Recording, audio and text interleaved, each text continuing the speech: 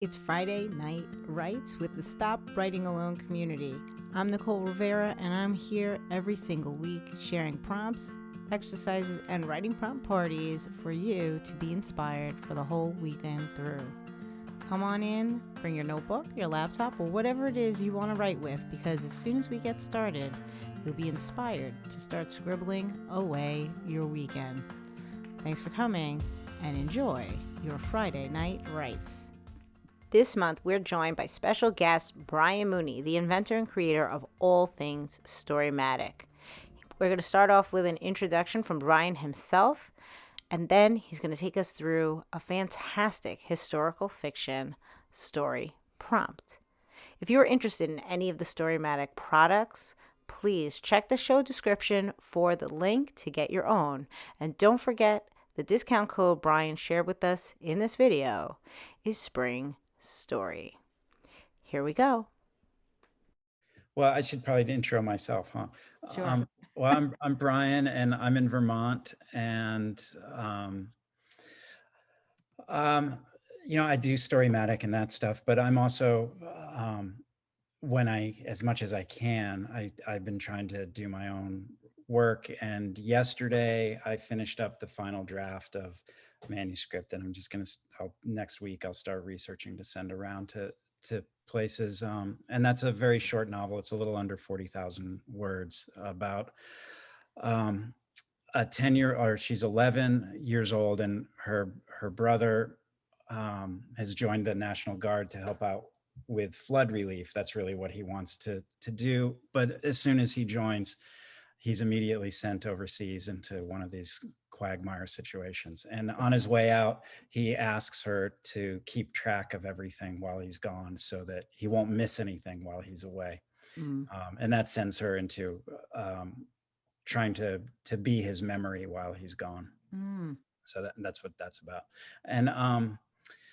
And that's been what I've been focusing on a lot, actually, a lot, Nicole, since we had a long phone call about how difficult it is to keep your creative work while life is happening around you. And that really kind of helped push me back into making sure that I finished that, which hopefully I did.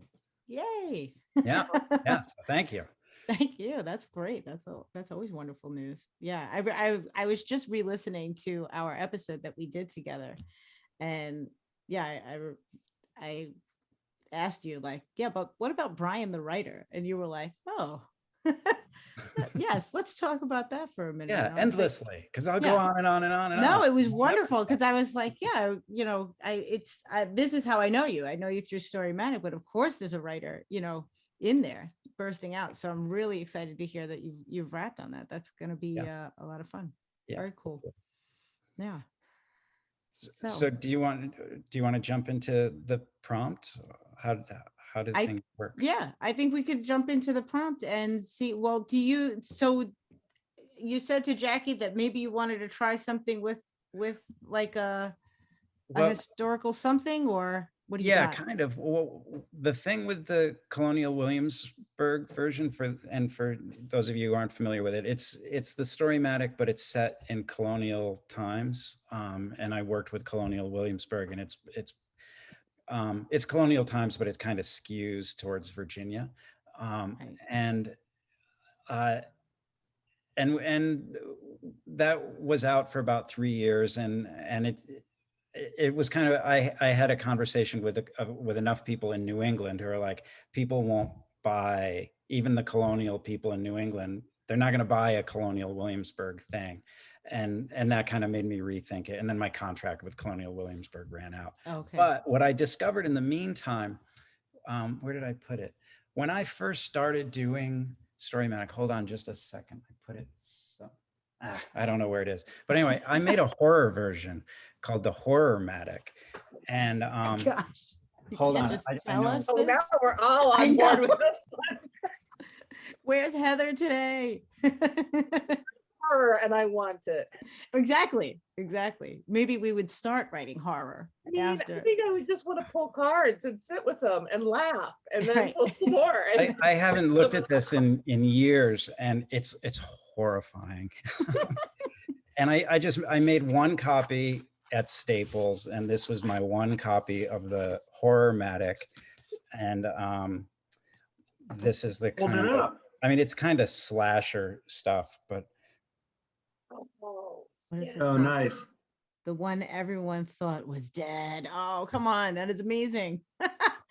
This would so fit our group. I mean, so and many this of would our be stories. the other. Spitter. So that's one character, and then the other horrifying thing would be. Oh, yes. Yes, a condemned building. Come on. Oh my Oh, God. Brian, I think you're sitting on a gold mine. I think Seriously. everybody at Stop Writing Alone would buy this like the day it came out. I never did it because it's obviously people love horror, but what I also figured out was that you just take the regular Storymatic and you go, I'm going to make this horror. So just like put yourself in, this is horror. Yeah, but then you don't have Person who doesn't. Right. The first one to die. Mechanic. And Yeah. it doesn't have like a bloody axe handle or something like that, but it, you can just kind of put on your genre glasses and do Right. regular Storymatic, and it'll still kind of take you there. And that's when I did the history one. I mean, a lot of the stuff, like you're saying, Jackie, and Storymatic is contemporary, but if you just weed those things out, it still throws you back in time. So that's what I thought that maybe we could do, is just go back in time and do some historical history genre stuff with the regular Storymatic, and just see if that works. I mean, we can do that with Synapses, but we did that before. Yeah. Does that sound okay, Nicole? Yeah, I kind of love it, because one of the things that we've been doing with the Storymatic is trying to make sure that we're doing all the different versions. Like I love me some XYZ. I love that X is in conflict with Y over Z, and we've been doing all those different ones. So I love this idea of like putting on a different genre hat as we pick the cards. I think that's just another cool interpretation of it. I think that could be a lot of fun. Or if you want, you can be the only group that's ever played Horror-matic. I mean, So there's we that also too. would not have a problem with that, I don't think. Yeah. Well, how do you? I don't want to put, if somebody's not into the horror thing, I don't want to push somebody into horror. And if somebody's not like, historical fiction's not my thing, I don't want to. Let's do a show of hands if you're super excited about the horror idea. Horror-matic. Let's see, 1, 2, 3, 4. Okay, it's not unanimous. Show of hands if you're super excited Neither- about. all neither of those excited. are my That's awesome. genres, so It's not your genre, right? Well, that's yeah, but it's okay. Cool. Like, I don't care. yeah. Yeah, I'm kind of ambivalent about it all. Yeah. Either one. Either one. You're just I'll ready roll for with like whatever. whatever's coming your way. Okay. Reba, did I not see your hands up there? Are you anti-horror? I'm definitely more of like a suspense, so I would go that route. Oh yeah, I mean, once we get the prompt, it's totally up to everybody to use it whatever way. So What it about- just be What about historical horror?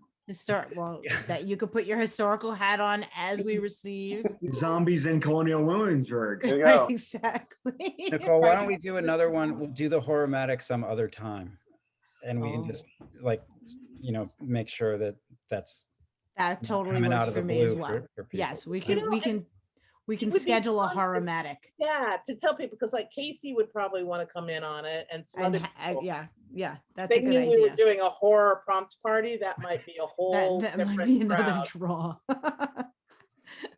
Well, maybe you'll convince me to pull that out of the closet. Yes, I'm convincing you right now. Well, I'll start the You email can campaign. Order it right now. Like, how much would it cost? Can you make another if you need set? the pre-orders, we can make this happen for you, Brian. We have writer friends outside of this group who would probably be. Box of teeth. Wait, that's from That- the horror box? Yes. That's from the horror box. Yeah, I think that might be in the regular one too. There's a little bit of overlap. I was just gonna say, as a mom with a kid with a wiggle tooth, I mean, that could also be an endearing tooth fairy story. That's probably where I would go with that. Yeah. Yeah, it's hard to have everything be totally horrible. looking for one really good one. Well, wait. So okay, so we'll do some history stuff. So what I did was I just jotted down some dates. Teeth right there. What's that? You went That silent. was my vial of teeth. That was my vial of teeth from my desk drawer. Oh my gosh. So She has her teeth on hand. I know. That was amazing. So I could why don't I'm going to read out some dates and then just pick the date, the year that Okay. you want to stay in, okay? And then we'll draw the cards and you'll just stay in that year. Oh, wow. Right? Okay. So this is these are in no particular order. 1936. That's that's Hitler's coming to power. Jesse Owens at the Olympics. Anybody 1936? I feel like, what the heck did I just read with 1936? 1945, of course, 1945. you know. Yeah. Not much happening in 1945. 1619. Oh, hey. Founding of Jamestown, the White Lion coming with the first people from Africa. A lot happening in North America in 1619. 1863, Civil War. 1774, and I'm just throwing out context. You obviously don't have to go in that direction. 1774. 1929.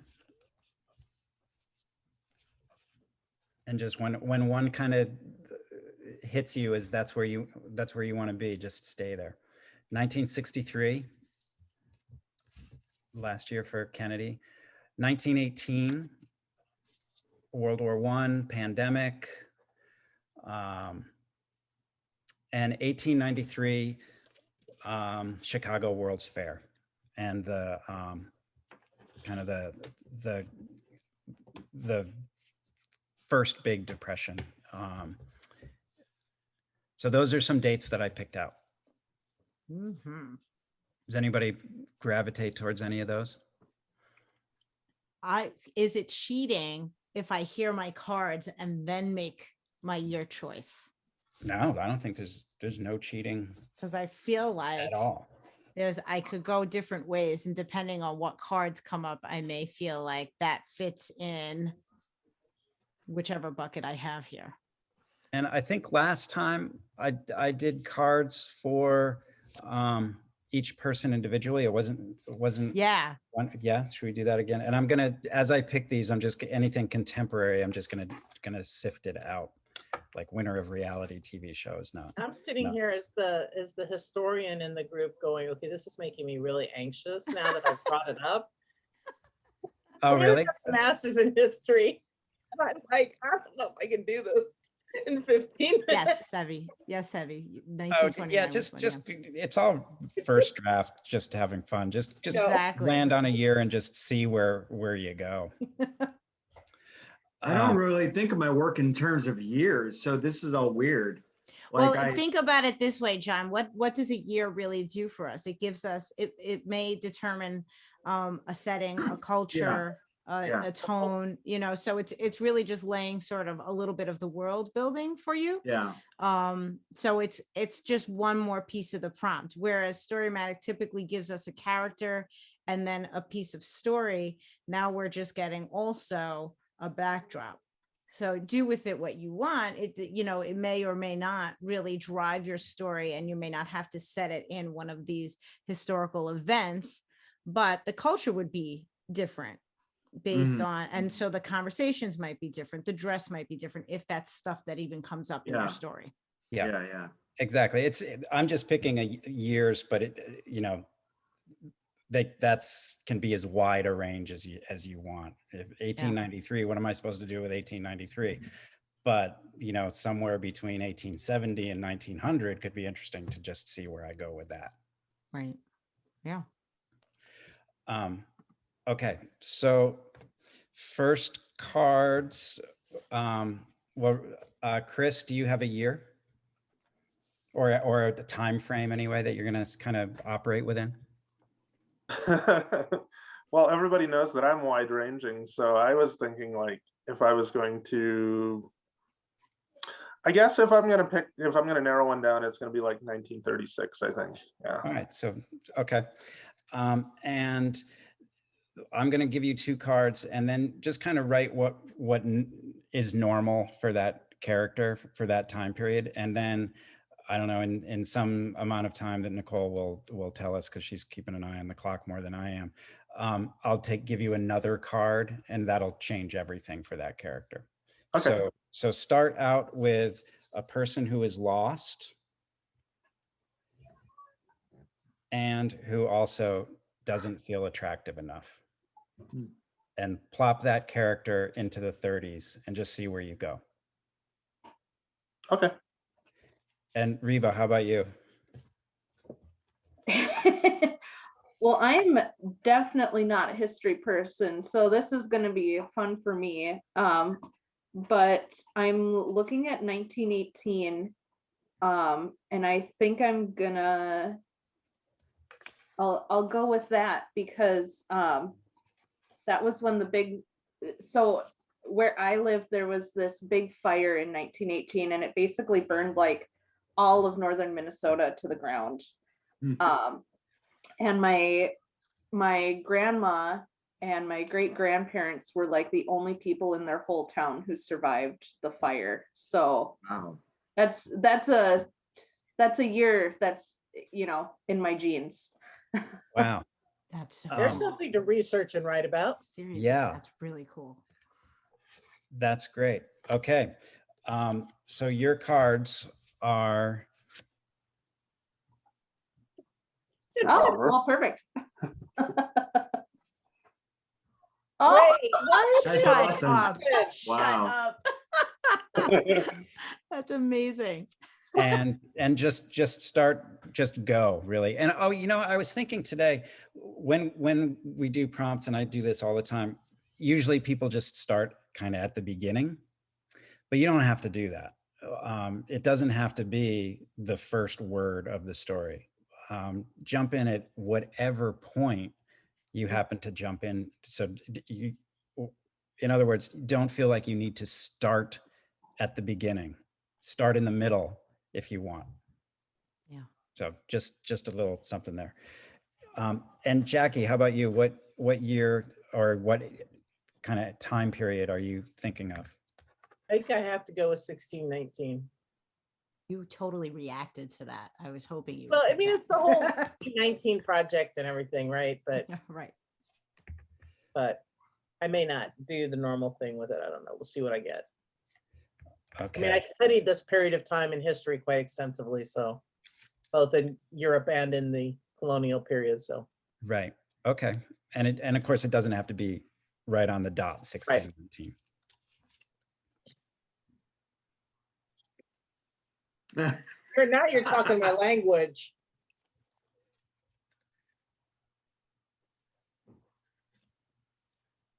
I don't know if I want to write this short story. I think I want to write this novel. Yeah. I love that. Well, take that and then write. Think about a scene that might be happening in the middle. Right. That's cool. I like that. Very cool. And Ariella, how about you? What do you have a time period? I'm leaning it toward the most recent, 1963-ish. Because I don't remember any history that I learned in school, evidently. So I had a really good one but it wasn't for, here it is. Okay. This wouldn't work for 1619. But it works pretty well for 1963. Ooh, very good. Yeah. new to the area. Okay. Oh my God, that's really cool. And let that take you back to around 1963. And again, you don't have to start at the beginning. Mhm. And Susie, how about you? What year do you, and you know, you might end up with a year that I didn't say. It could be some other time period. That, you know, doesn't matter to me. Let's do Let's do 1863. Mm. Hmm. What does it say? Person covered. Does that say lettuce? Tattoos. Tattoos. But in the horror-matic, it's lettuce. You should just do Nicole's vision interpretation. Goodness. Oh no. I can't remember an important word. I'm not gonna be able to get that out of my head. And let that take you back. And again, you don't have to start on word 1. You can start at any point in there. John, how about you? Do you have a time period? Yeah, well, not really, but I'm gonna go with 63 because just because. All right.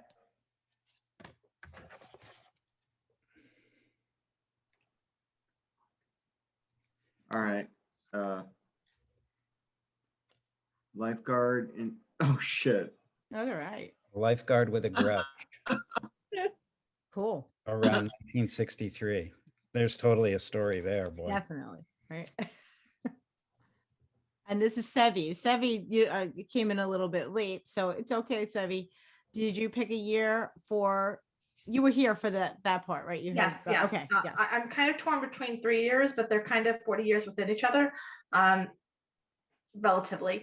I'm torn between, let's see, actually, no, they're even less, yeah, 1893, 1929, 1945. So I can do any of those 3 time periods. So I'm very indecisive. Turn of So the we'll see. century kind of thing. Yes, it's like turn of the century, like No bus drivers. no bus drivers, but there are trains Right. and Train drivers. owner of a hot air balloon. Cool. That's awesome. It is really cool, yeah, to have the year in mind in reading these. Recent immigrant. Oh yeah, Perfect. very cool. And Nicole, how about you? Was I supposed to have picked a year by now? Damn it. Come on, Nicole, get with the program. I know, I'm so indecisive all the time. All right, I am gonna go with I've been watching Drunk History all day. I had no idea this was gonna happen. Oh, I love drunk history. Yeah. I'm cracking up. I will do. I'm torn between like 1918 and 1963, and those are not close to each other. So randomly pick me cards, Brian, and All right. I'm gonna fall into probably one of those.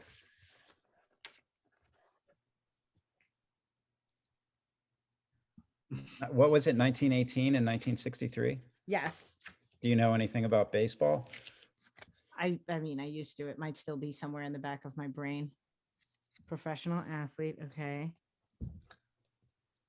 And what is this person who is locked out? Come on. Okay. Well, and I mentioned baseball just because Yes. the Black Sox, but Yes. I'm being too leading there. I shouldn't do that. And what about you, Brian? Oh, I'll pick 63-ish civil rights period, and I'm gonna pick that one, and yeah. Oh, what was the first one that you picked? I was off the screen for a second. Person who steals cats. Oh Lord. Becky just came off in the early 60s. in the early 60s. And how long do you want to go before things turn? Well, what are we gonna do next? We're going to have, this is a normal day, and then Yep. we're gonna dive into, is 10 minutes too short, do you think, guys, to scribble out a normal day and then have another 10 or 15 minutes for the, like, when things change? Anybody totally against 10 minutes?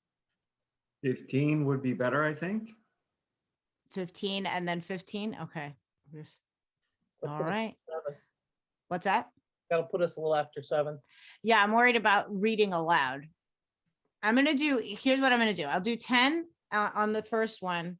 And then we'll see where we're at. And don't forget, you can use that second time to wrap up whatever you've been doing in the first if you need to. How does that sound? Okay, I'm doing it. Oh, and I didn't share with you guys, I have a cuckoo timer in case you like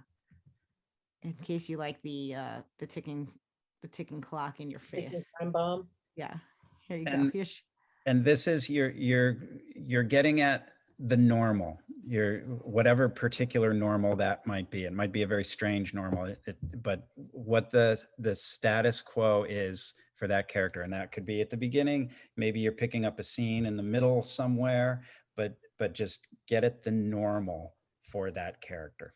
Right, 'cause- Are the cards that we were given, is it them combined or one person? Combined. Okay. So Got it. those two cards make one person. so But, day in the but life you know, of this. if it feels like no, that's not going to work, it really needs to go this way. That's what's most important. What's important is that it prompts you to go in some direction, but the Right. basic idea is to combine them. Yeah. And just to underscore the normal day, because what Brian's going to give us next is the key that's sort of like going to burst us into the story. So that's why we're sort of doing normal now.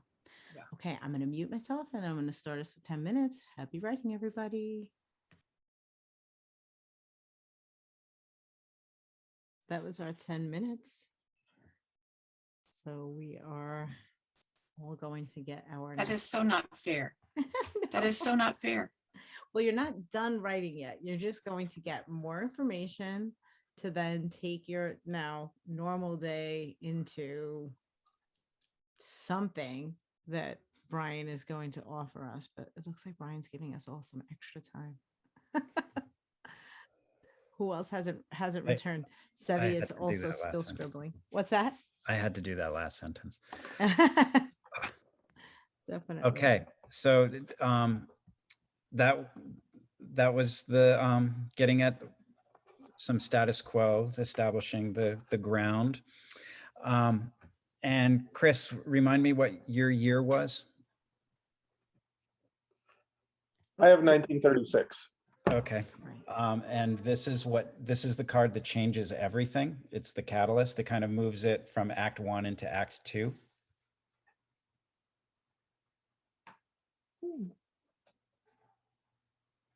Does that make sense?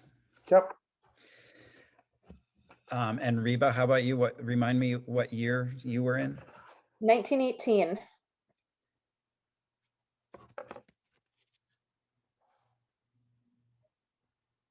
Oh, Does that work? sure. Yeah. Okay. And Jackie, you were 1619, right? Yep. So And you're there's not nothing not- around where I'm at. So don't Okay. be giving me like some like protest or something. Oh, that won't work. I know. I'm kidding. I'm kidding. Um, It's writing a letter at this point. I'm not sure how many people are there, but does this work? First kiss. Interesting. Well, it definitely takes it in a different direction. I can make that work. Do it. Yeah. Yeah. Do it. Go. It's in a all different about direction. changing the direction. Oh, right. Right. Yeah.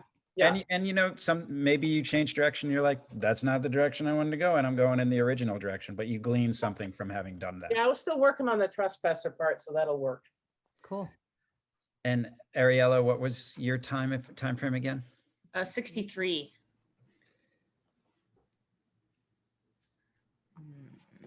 Oh, interesting. Does that work for you for 63? Sure. I didn't get very far in the first 10, so it's fine. We'll weave it in now. And Susie, how about you? I had 1863. 1863.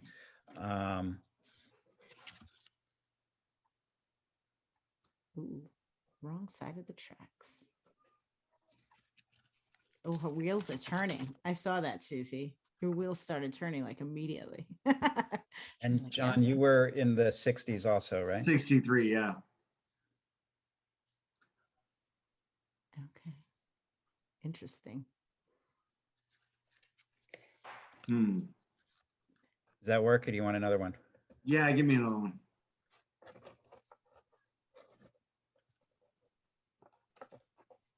Oh, yeah, that'll work. Yeah. Cool. And this works for all time periods. Right. Is that for Sevi? Yeah. We don't have to ask your time Yeah. period. That just works. Okay. And Nicole, what one were you? I think You I had- landed in 1963. Oh, First night. shit. I forgot to make a note of mine. You were lightning. And what was the first one again? The one Um, that it letter to the was editor. Letter to the Oh, editor. yeah. Thanks. All right, And first- mine is that one. And I'm also in the 60s. Equipment malfunction. Okay. I have no idea how I'm doing this. Okay. So I'm going to do 15. Oh, I lost my clock. What did I do? Zoom here? Okay. All right. We're going to do 15 minutes on the clock. And then, yeah. Is everybody good with that?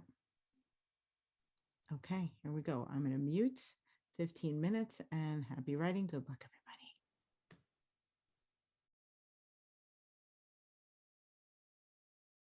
Brian, you came right on. Were you done before time or were you It was just, getting so horrifying. did you have like horromatic in your brain? Is I that what think so. happened? Okay. It's a horrifying story that's Oh my underway gosh. over there. My goodness. All right, I'm looking. It looks like everybody is with us. So how do we want to do this? Do we want to do this on a volunteer basis? Do you want me to victimize you? Who wants to read first? I'll volunteer. All right, Sevi, you, and remind us again, what was your year? So I finally settled on 1929. That's right, you had a range. Okay, so 1929. Do we want to be reminded of the prompt or do we want to just, okay. I can just list the prompts. So the first. I don't know if prompt it's is- better to just hear it without. Okay. We'll hear it without, and then if we have questions, we'll ask you afterward. All right, the stage is yours. I'm going to mute myself. Delfino awoke to the sound of loud thudding in the adjacent room. His room was still dark, and he could see no light from the window. He tried to bury his head back in the blankets. The damn cocks began crowing outside. If he went back to bed, there was a real possibility he wouldn't wake up in time for work. It had been weeks since he'd been in a decent bed, but sleep just wasn't worth the ringmaster's harassment. He groaned and got up and lit the lamp. In the dim light of dawn, he checked his clothing a second time to be sure he hadn't stained it. It was beginning to smell, but he'd have to wait to launder it when Monday came, and he finally had time. Thump. He nearly jumped at the jarring sound of something hitting his door. "Hey, Dago, open the fuck up," someone yelled at the door. From the tone of the owner, you could tell said owner was both angry and drunk. Thump, thump. The brute was trying to knock the door off its hinges. Delphinus noticed with alarm. As he began to pray to Jesus, Joseph, and Mary, "Sir," the inn's owner cried out from the other side of the locked door. "What are you doing?" "This Dago bastard got my girl pregnant." Delfino nearly fainted at the proclamation. He had only been in this town for 5 days, and he hadn't touched a woman since 3 months ago, when the bearded lady had tried to stroke him through his trousers. She had said that she could make another part of him rise if he would take her out on a private ride in his balloon. "There is no need to knock open the door, sir," the inn owner began. "Eddie, open the door for this gentleman. If any damage comes to the room, I'll go straight to the cops. You hear me?" Delfino took a suitcase and looked out the window and tried to make out the ground in the pre-dawn darkness. "Thump, open it up, you piece of shit," the drunk screeched. "Sir, please, don't. I have a key." Delfino tried to jump out the window, but it got stuck. And that's where it ended. I wrote more, but I didn't like what I wrote, and so I went back to that point because he's going to get his ass kicked. That's it. He's just going to get his ass kicked. There's no escaping it. He's going to get his ass kicked for no other reason except that he's Italian American during and I did a quick, I can't pronounce words today. I did a quick review because I was pretty sure that there was like some tougher immigration reform. So around this time there was the Immigration Acts that had a certain you're only allowed a certain number of ethnicities at a certain time. So I'm like bringing in that, like that prejudice and trying to look up like curse words for Italians and all that. Right. Like Dago is not his nickname he goes by. Ietti's not a nickname he goes by. Those are just Right. like slang to refer to him as being Italian. Right. So Yeah. Very cool. Very cool. Yeah. I think as you went through the story, I remembered the prompts. There was the pregnant, there was the hot air balloon, and then there was the immigration, something about immigration. Yeah. Very cool. no, actually it wasn't immigration. Who had immigration? Somebody had. So what was the third one that you had? Owner of a hot air balloon. Oh yes, it was immigration. I'm sorry. I'm wrong. Okay. My apologies. My apologies. No worries. Sorry. I like that you pulled in I mean, as soon as you said that, you said ringleader, ringmaster, right? Yes. And I was like, okay, that was really, really cool and unique because it wasn't a part of the prompts, and it was this whole other twist on the setting, and really brought us in. And then later bringing us back to the bearded lady was just like too hysterical.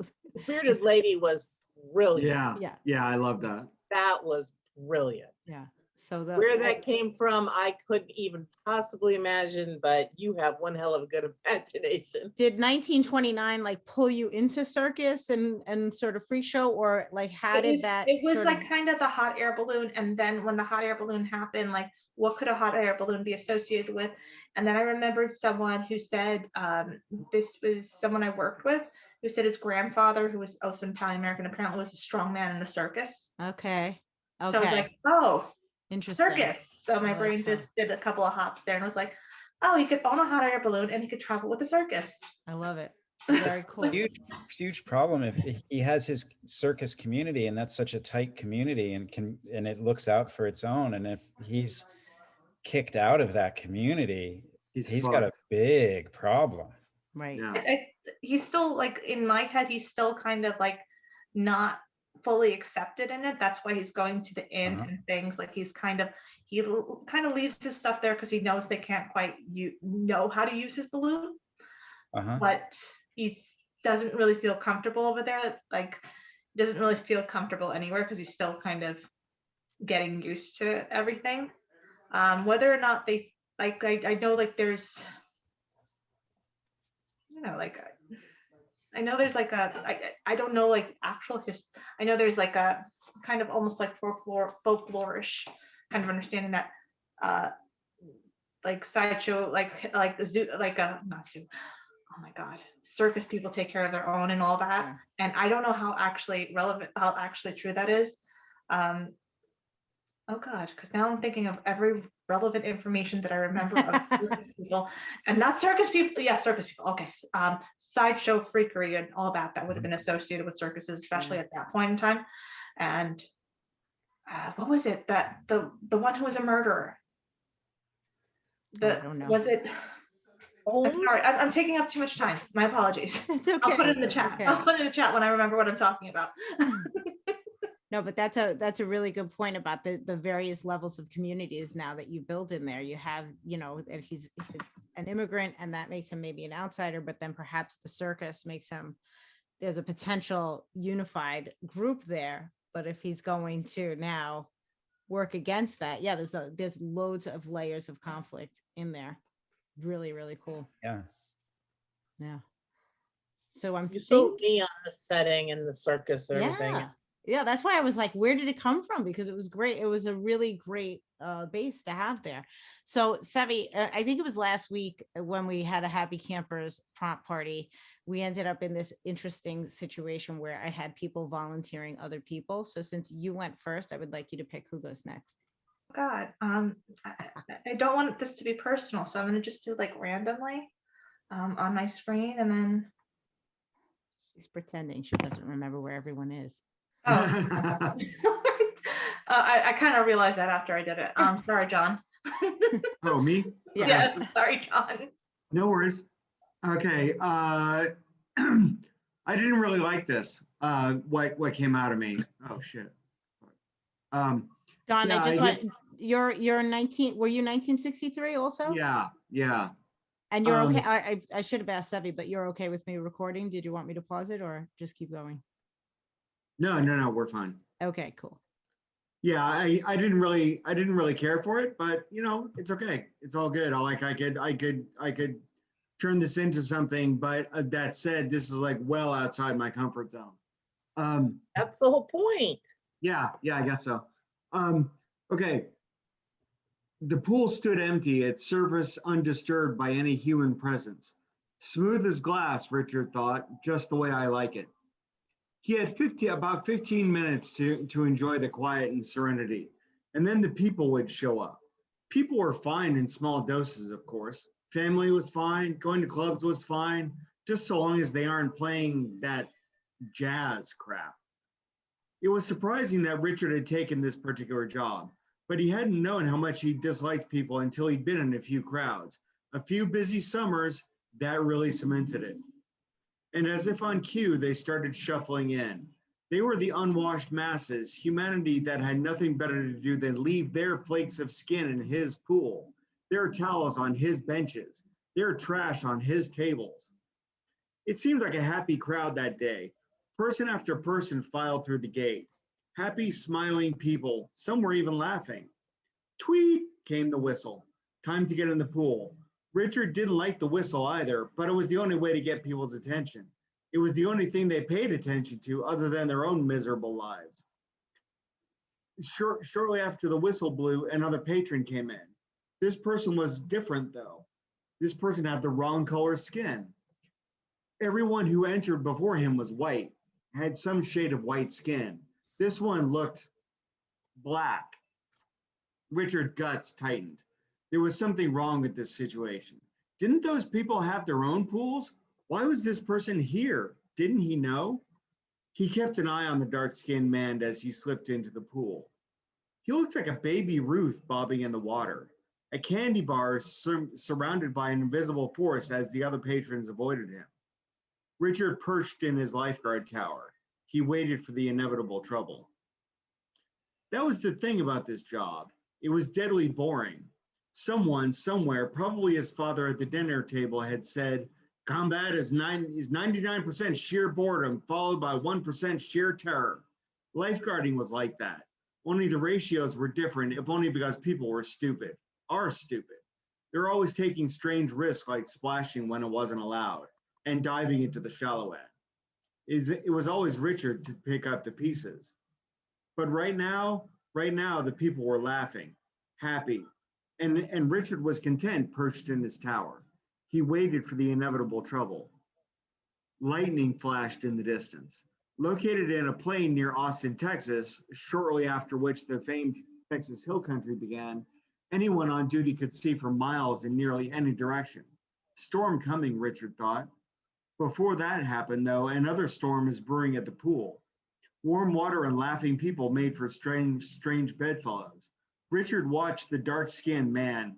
He didn't like him there, but the directors of the pool hadn't specifically said anything about people who had the wrong color skin. And that's all I got. Yeah, so super uncomfortable for me because I'm writing like that's where the holds a grudge thing. I just kept that in the back of my mind. And like in my personal family lore, like my wife had some relation who was killed by a Black Panther or something like that, and so that's kind of where I was gonna get the grudge from. Yeah. But like I'm not at all racist, and so that was weird for me, just putting myself in those shoes. You did such a good job of portraying this person who is not like you. I mean, in such a short time to be able to get into that character. Oh wow. I could tell that it was uncomfortable. I mean, I think, that was, we don't think that that's you talking, right? Yeah. Right. So I think that's kind of the beauty of these things. I mean, I didn't go in that direction with mine, but I think if you can go in an area in a direction where it's uncomfortable, then you've unlocked, like, it's sort of like you've leveled up, right? Yeah. So, Yeah. no, that's really cool. Yeah. There was so many like word choices that you had in there that were like so telling about the narrator. you know, Yeah. that this person was the wrong color. Like the Right. use of the word wrong was like making my skin crawl. And I No, was yeah, just yeah, like, yeah. oh Lord, I get it, you know. But it was really, you know, it's so simple, right? You just use this word wrong and suddenly we know who we're listening to. And Right, even right. in the beginning, I wrote it down, the skin flakes in the pool, that just that feeling of like this person is feeling all of that kind of invasion into his space, you know. Very descriptive and just really, I thought, like smart little uses like that of words to sort of set the tone and give us insight into who was taking us through this scene. Yeah. Wow. Thank you. And pools at that period they're so loaded. Yeah.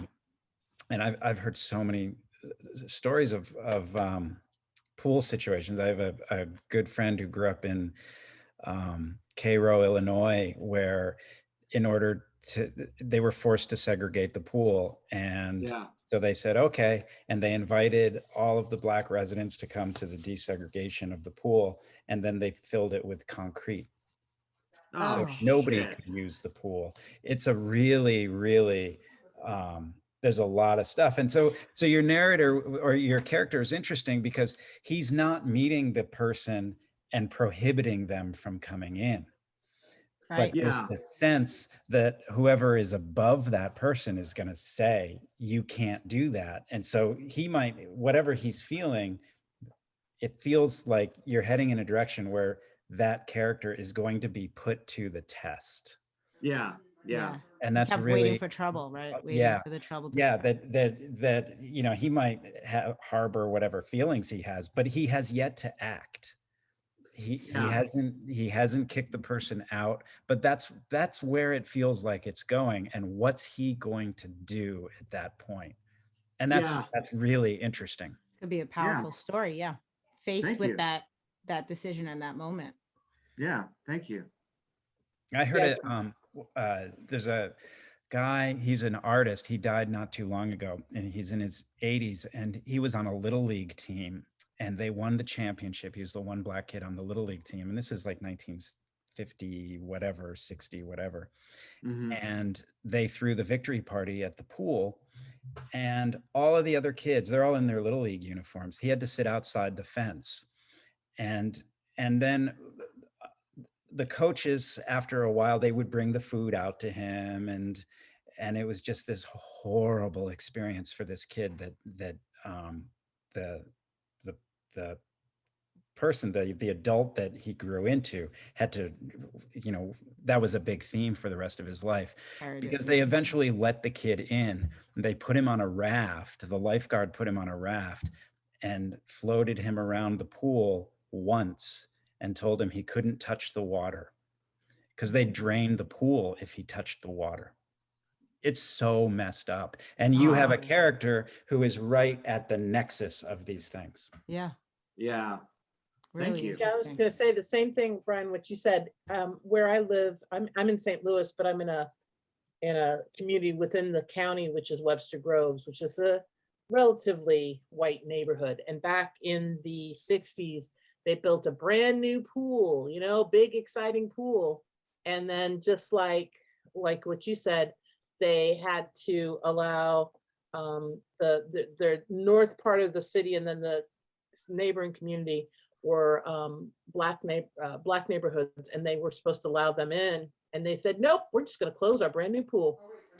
And so it came up because a couple years ago, right when I moved here, there was a bunch of issues came up because they weren't letting the people in those communities into the pool without paying extra or whatever, but they were part of the same school district. And people are like, they just want to go swimming with their friends, but because they're Black, it brought up all of this old history. And so they decided, you know what, we're going to let them swim here anyway, because they didn't want to go back to that, you know, like the history came back on them. So, and actually that was actually a little bit of the I did kind of what Sevi did. I picked a year and then I looked up major events in '63 and okay, cool. And then I saw oh, civil rights, perfect, you know, and also after you gave me the second card, Brian, the second round of lightning and letter to Oh, the the editor. lightning, yes. I wrote a little bit there, and then I jumped back to the first bit and filled it out a bit more. Oh, cool. Yeah. And then I jumped back down to the end. So Great. If you, this is this is a brutal story, but Ralph Ellison, who wrote The Invisible Man, has a wonderful collection of short stories called Flying Home. And one of those stories is called Party Down at the Square. And the lightning and the storm reminded me of Party Down at the Square, because there's nature plays a role in that, and there's an airplane. what was the name of the book? It's a short story called Party Down at the Square. But you got to really brace yourself for that story. Yeah. And what's the collection it's in? Flying Home, I think, is what it's called. It's his one collection of short stories. It's fantastic. It's a wonderful book. Right. Thank you. Yeah. Awesome. All right, John, you're up. Who do you All right. volunteer? I choose Reba. Oh, Reba trying to fade to the back into the carpet. All right. So I had 1918. And so the only thing I knew from that time was this fire that came and destroyed, most of Minnesota and part of Wisconsin, parts of Canada too. Like it just Pretty big thing to know. Yeah. So I tried to I was kind of channeling my great grandfather, and so my great grandparents and all their children, they survived this fire by going down into their well. And I'm not sure how long they were down there, but it was for days, because this fire was just burning everything to a crisp, and they were all just clinging to the ladder it was a dry well, just clinging to this ladder. And I just tried to imagine what it would be like to finally come out of that well and just see everything gone. So All right. I'm ready. I'm braced. Okay. So the first line, here we go. Everything is gone. I'm still in a state of shock. The fire came so quickly, so unexpected. When we emerged from the well, I don't know what I expected to see. Even a few days later, the ground is still hot beneath our feet. It's been tricky with the little ones. They can't run around like they normally do because all of our clothes were lost in the fire. That includes our shoes. The ground is still too hot for their feet, and embers are still burning under all the debris. I feel so helpless. I had nothing when I came to America. This farm was everything I had. My livelihood, my sense of purpose. Everything is gone in a puff of smoke. I'm trying to stay strong for my family. It's my job to provide for them, but how am I supposed to do that now? Thankfully, we have some food that survived down in the cellar. The wooden doors are gone, but some of the harvest from last year survived. Most of the canning jars exploded in the heat, but we managed to brush most of the big pieces of glass to the side. We've been staying down in the cellar where the ground is cool, and we've been sleeping on old feed sacks. It's been chilly at night, but after 3 days straight of unbearable heat, it's almost welcome. I can tell my wife is trying hard to be strong for the children, but I can see the panic glinting in her eyes. Where will we go? What will we do? How can we recover from such a devastating loss? We received a message from our cousins down in Minneapolis. They heard about what had happened to our town. They had seen the smoke and smelled it for days. My cousins are lucky. They are very well off. He got in a business deal with a plastics company, and now he's a partner. They offered to take our children in until we could get back on our feet. On the one hand, they would have a better life.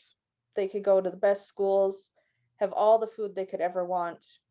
We were barely scraping by at some points before the fire, and now all we have are potatoes, onions, garlic, and some squash to live on until the Red Cross can help us out.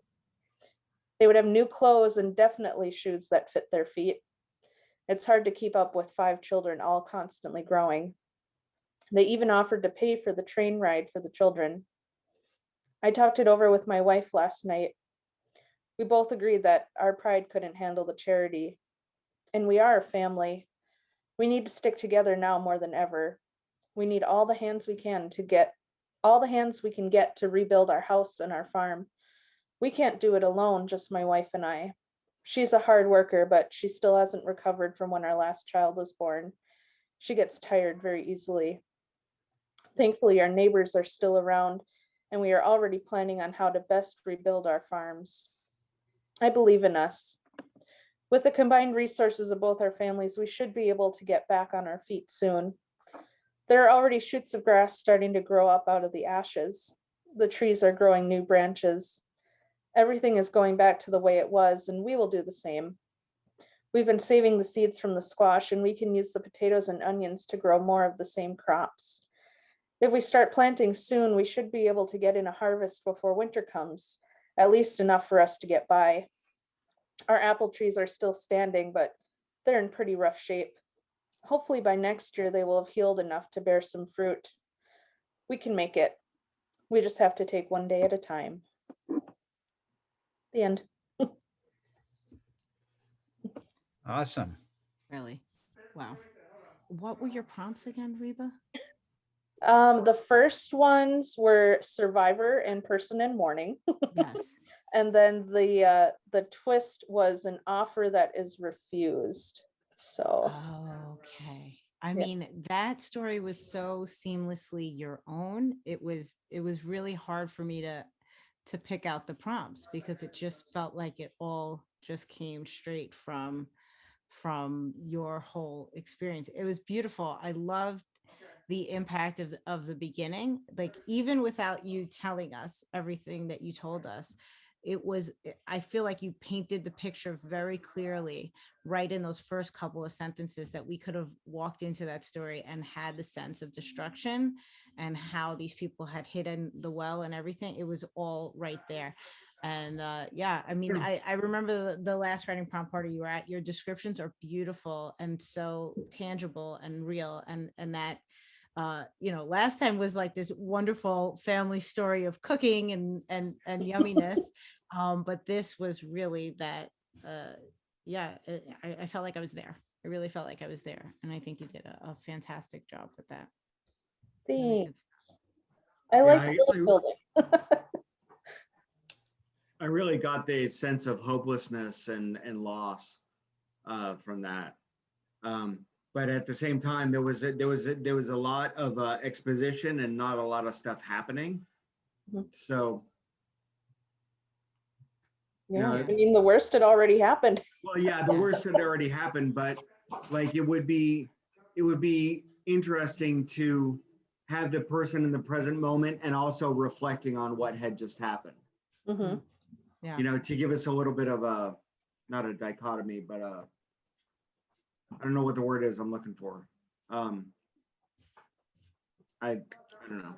I see your point. Like we're very used to like action in stories, but I felt like the slowness and the attention to detail kind of echoed the feeling and Yeah, mood of what that must, like you would notice everything, you would Oh, yeah, feel true. everything. It's like be here.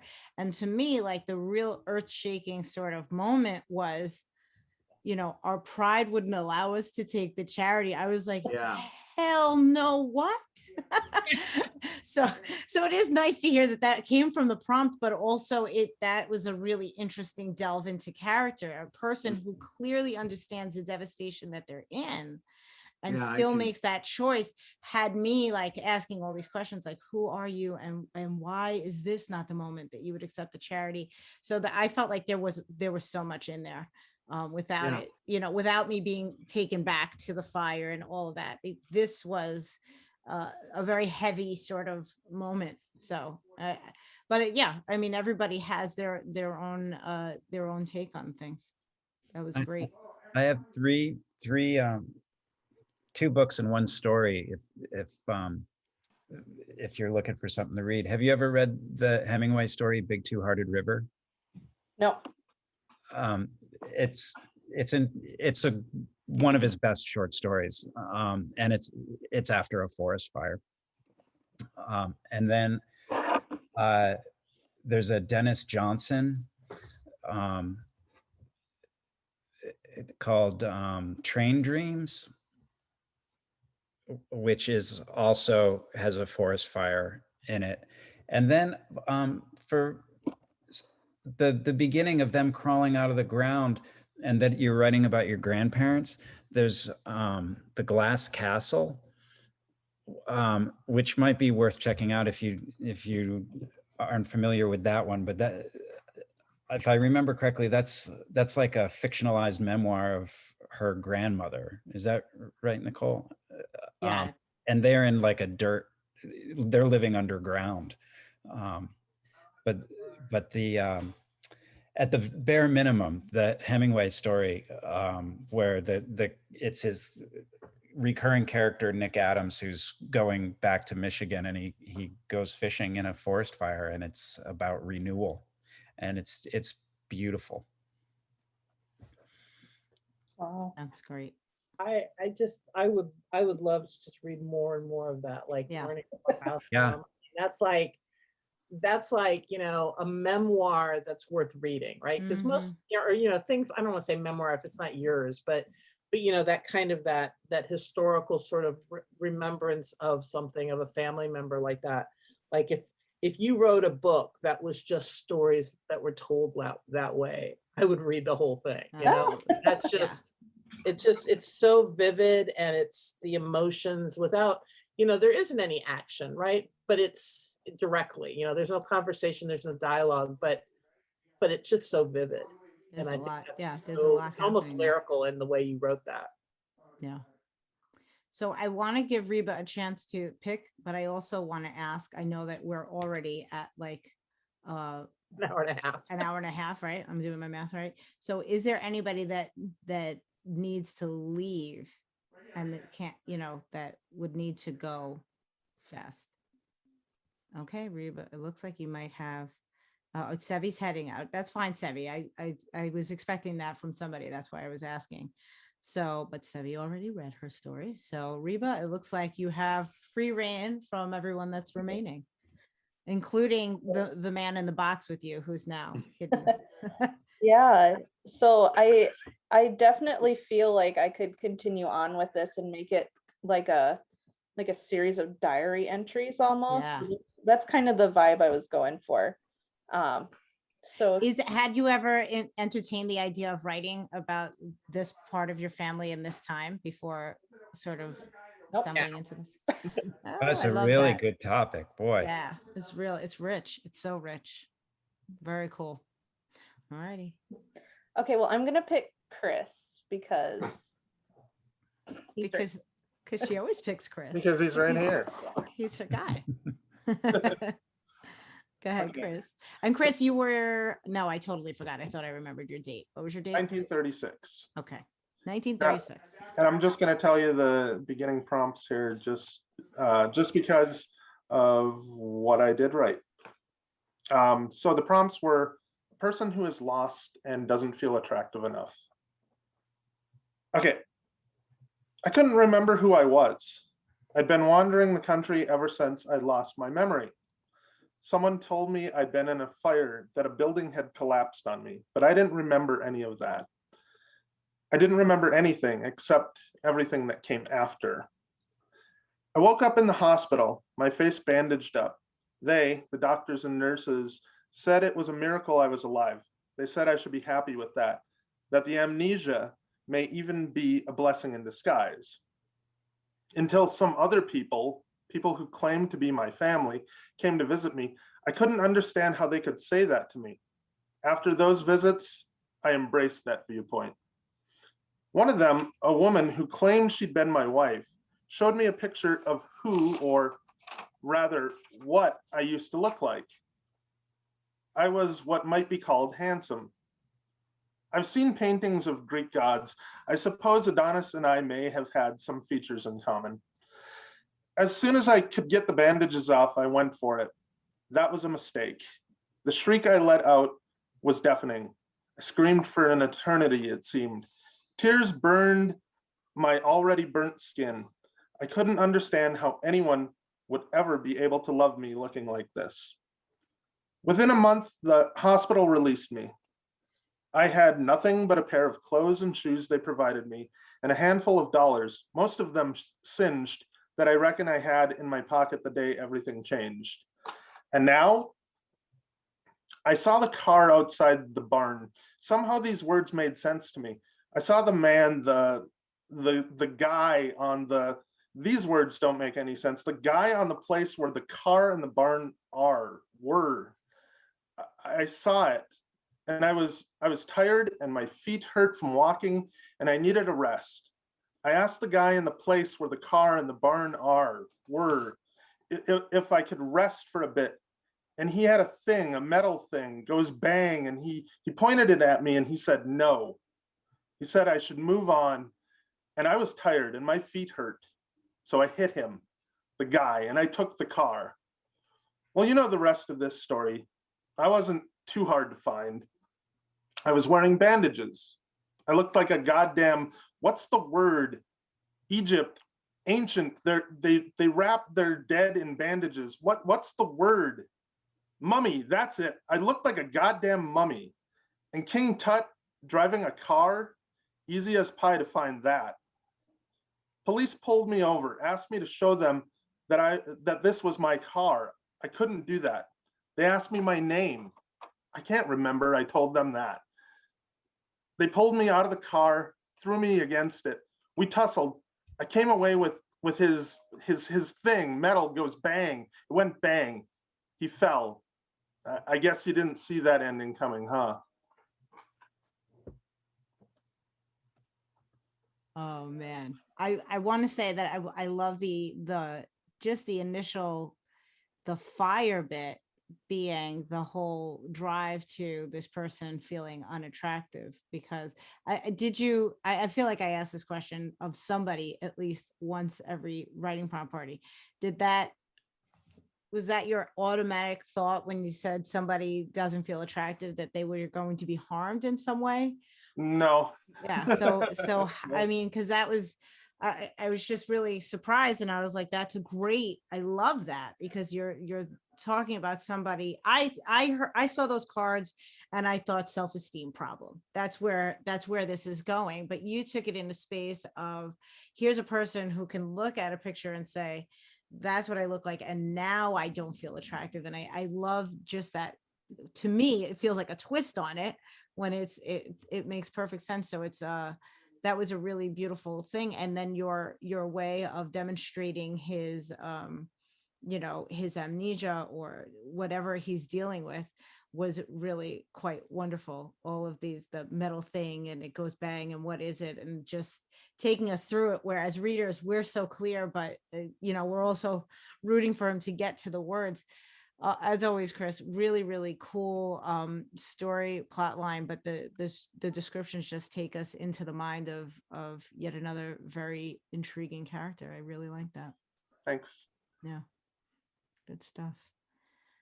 Alrighty, so does anybody else have anything for Chris before I have him volunteer somebody else? I wanted to say how great that one was too, and how I really just want to stop now, because mine I don't know where you guys came up with these things. There's no shame in our game. Whatever we got. Whatever we got. That was just it was amazing. Really good stuff. All righty, Chris, you're on. I'm gonna pick Susie. All right, Susie. Thanks, Chris. I had 1863, and I did no research. I just made it up as I went along. So there Fiction. You go. Macy flew into the house and dumped her stack of school books on the kitchen table. Ma, can can I go to the fair? There's a group of performers who've set up at the fairgrounds and they're putting on a show this afternoon. It's only 5 cents to get in, and I got a nickel in my money box under my bed. Please, please, can I go? Whoa, Missy, Ma said. You've got chores to do. Old Bonnie isn't going to milk herself, and the laundry needs to be taken down and folded. Besides, what do you think you're going to see at that fair? It's just a bunch of freaks. But Ma, there's a tattooed woman there. I just want to see the pictures on her skin. Please, please, I won't be gone long. I can get my chores done when I get home afterward. Ma crossed her arms over her chest and started tapping her boot-clad foot on the planked kitchen floor. The tap, tap, tap, tap echoed in the room. Macy hopped from one foot to the other with her hands clasped like she was praying in front of her. She mouthed the word please over and over. Okay, but I want you home by 5. You're lucky it's springtime and the sun will be up for a few more hours, but I expect you to get all your chores done once you get home. Oh, I will, I promise. She bounded up the stairs, dropped to her knees, and fished under her bed for her special locked box that held her most precious belongings, including a shiny new nickel she got from old Mrs. Baines for helping her plant her garden a week ago. She scooped it into her palm and shoved her fist in the pocket of her apron and ran back down the stairs and out the kitchen door. Thanks, Ma, I'll be home by 5. Macy ran down the lane to the dirt path that ran in front of her family's farmhouse on the edge of town. She ran past the schoolhouse. Puffs of dirt rose as her feet pounded past the general store and the teletype station. She had to get to the fairgrounds. She zoomed past the feed store and veered into an alley to take a shortcut.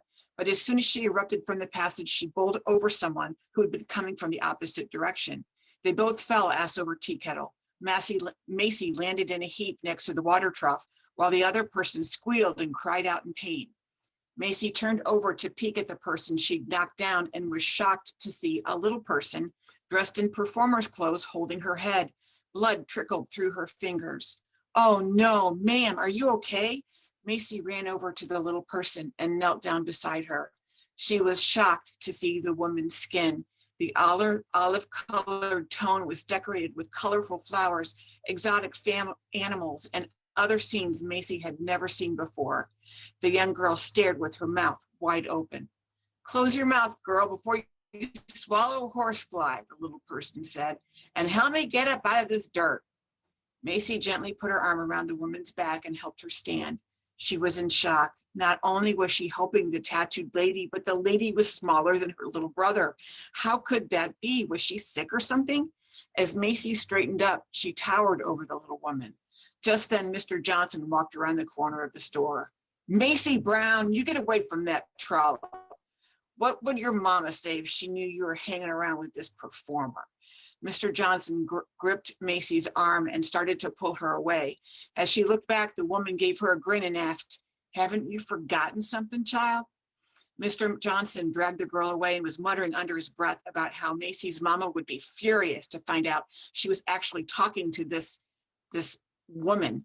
Macy looked up at the man and then back at the little woman who stood with her hands on her hips, blood drying in a streak as it rolled down her face. Sorry? I'm sorry, lady. The woman nodded and the man and girl disappeared around the building. I'm really sorry, lady, Macy whispered. That's it. I just want to Nice. follow Macy around on all her adventures. Yeah. That was just like so my jam. Or even like to the little details of the nickels in her hand and jamming them in her apron pocket. I'm like feeling all that. And then what the heck did you do when she was running in the dirt and the puffs of dirt coming off her? Like that was just like, yes, I'm in the scene. But really, really vivid and cool. And yeah, I'm sad that Sevi left, that you had also the freak show circus in town after she had that story as well. What were your prompts, Susie? Yeah, where did I'm remembering the tattoo was one of your prompts. To what? Person covered in tattoos, person who can't remember an important word, and wrong side of the tracks. Oh, okay. So I know that the Tracks. person in the tattoos, the person who couldn't remember the word, were supposed to be the same thing, same person, but it just didn't work out that way. So, What was it? Did you have the word in there? I don't remember. Sorry, was it when she couldn't Oh. say Sorry. sorry? Yeah. sorry, Oh, okay. I'm Okay, sorry. cool. Oh, I don't know if it's just all of my watching Little House on the Prairie, but like all of that was so vivid in my mind. Her Yeah. bursting out of the front, running through the dirt paths. That was really, really great stuff, Susie. Really wonderful. Yeah. Thanks. Did you have fun writing that Thanks. one? Yeah, and I actually was thinking of Little House on the Prairie. Yeah. Okay, good. That means I had the right pictures. I'm excited. It's so complete too. Yeah. Yeah. It stands on its own, or it could be a chapter in among many chapters. Yes. Tell me more about Macy. I'll be there for it, Susie. I'll be there for it. Thanks. All right, Thanks. Susie, you have a couple to choose from. I'm gonna go with Ariella. All right, Ariella. Right, here we go. Just a couple comments before I start. So I'm in the 60s, so I felt that same like racial discomfort and like feeling a little too close to like current events. Mm. And also I work in emergency services and in an area where wildfires are common. So like I felt the fire stories like in my soul. They were there. So okay, here we go. A bus driver moved to New York City and learned the streets by driving taxi. He figured it was a good way to get to know the area and the people and learn the culture.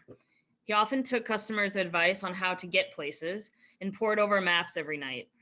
Whenever there wasn't a customer in the back seat, he intentionally drove to different neighborhoods. Driving in New York came as a bit of a shock to him. People darted into the street. Cars didn't seem to follow the same rules as the rest of the country. But the exciting part of his job was the people. He appreciated the intimacy of having just one rider rather than a whole bus full. He always took his first fare from his neighborhood and then went where the day and his customers would take him. But he always made sure to visit the Central Park Deli for lunch. After consuming what he knew to be the best pastrami in the city, he'd take a walk around the park. It was always good to get out and stretch his legs. Today, after dropping off a woman at her building in the Upper West Side, Central Park was a very convenient place for lunch.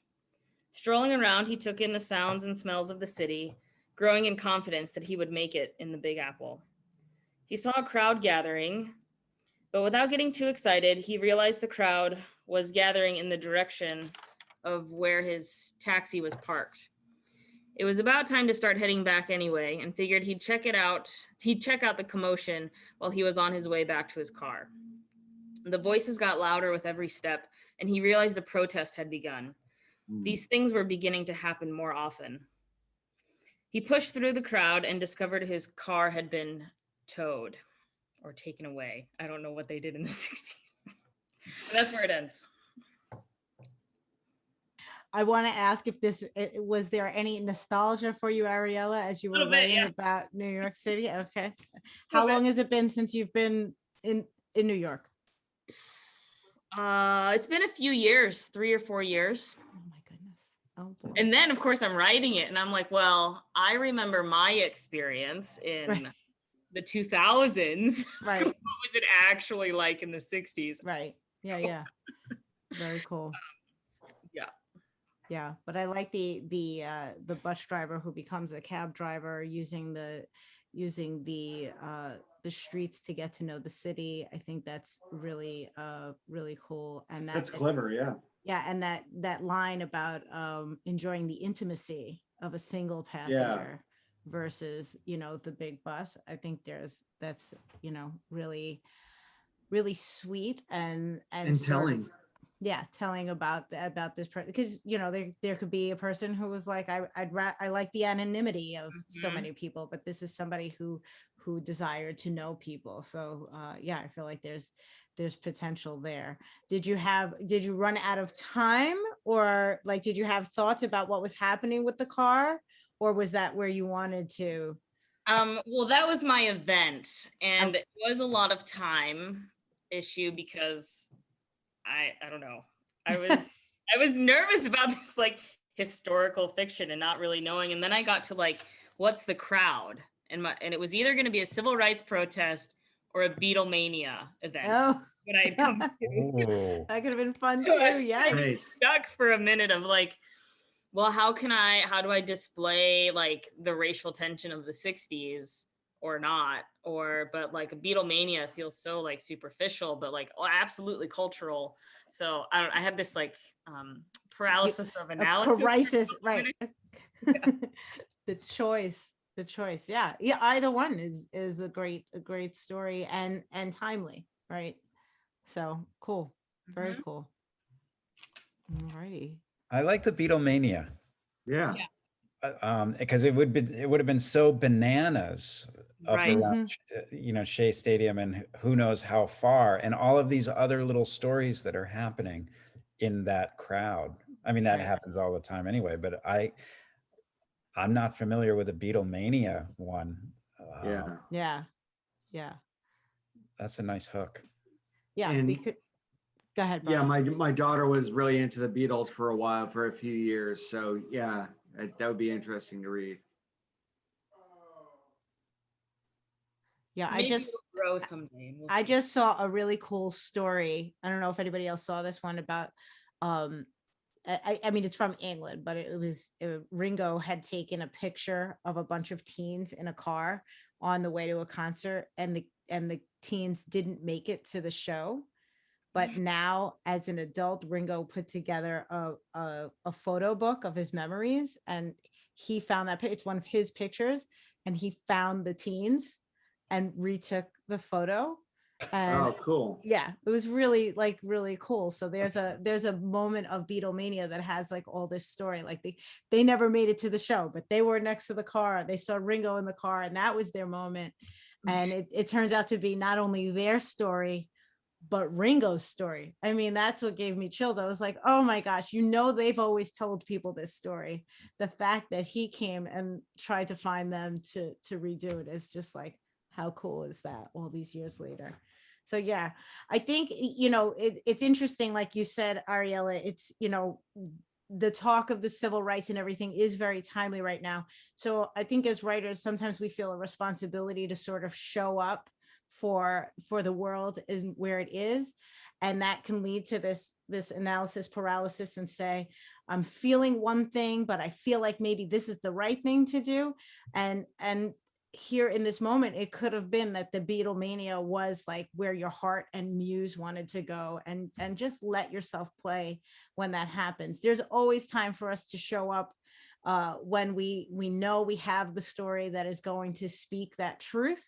But we don't always have to do that when we are, just showing up to the page and trying to flex our muscles. Because to Brian's point of like all the mini stories that are within the Beatlemania, that could have been something that happened within there as well. It could, you could have had a civil rights moment in the midst of a Beatlemania setting. So there's always opportunities to sprinkle in those things, whether or not we pick the moment that's defining of the time. And I think that's what's really interesting about all the dates that Brian gave us. They all have these great markers, but lives were happening in and around them that may have been very significantly affected by these things, or just a tiny bit affected. And that's where all of this storytelling comes in. But yeah. I always Really feel cool like stuff. that there's a tension where we feel like we're supposed to get at some kind of big universal truth, and so we Yeah. aim really big. I second everything that Nicole is saying, but it's sometimes easy to overlook that in the small things, Yeah. the small contains the universal. The universal doesn't necessarily contain the small, but the Yep. small does contain the universal. And so if we focus in on the small specific things, we often illuminate the gigantic things without being didactic about it. Yeah, it's really beautiful when it happens too. All right, Ariella, your I choice. think Jackie is Alright. yet to go. Right? Jackie does have yet to go. Yeah, it's your turn, All Jackie. right, Jackie, you're up. Brian and Nicole need to go. Ariella picked you. Let's go. Can I pass? No. I don't like this at all. I don't think it. I don't. No, like you. it. I mean, you can absolutely pass if you really really want to. I mean, I'll read it, but after hearing you guys, I just did not do this assignment well. I did not think I know that your personal judgment is on high alert because you are a trained historian. Well, So- it just, I don't feel like, I mean, I don't think I really went anywhere that I wanted to go with this. Like the first kiss You were threw me given off. like 10 minutes. So Yeah, exactly.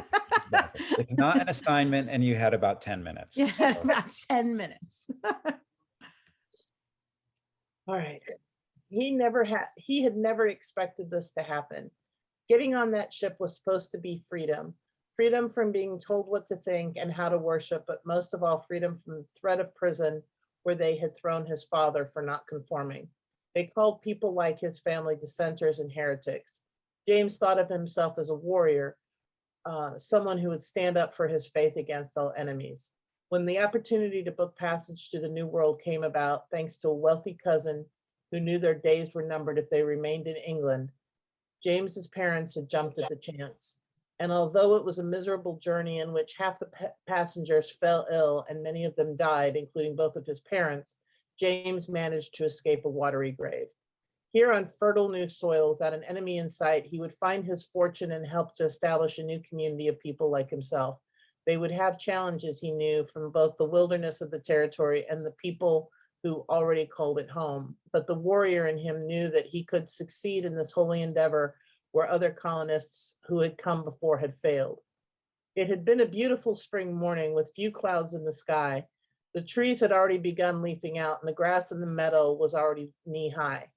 He had set out some rabbit snares as he headed into the forest with his flintlock rifle and hoped he would find even larger game within the shadowy woods. He hadn't gone far when he heard an unfamiliar sound. It was a metallic clang, not something he would have expected out here so far from the smithy. Why are you here? James spun around. No one had followed him into the woods, had they? But the person behind him wasn't one of his fellow colonists. Hang on. Nor did it appear to be a member of one of the tribes that lived in the area.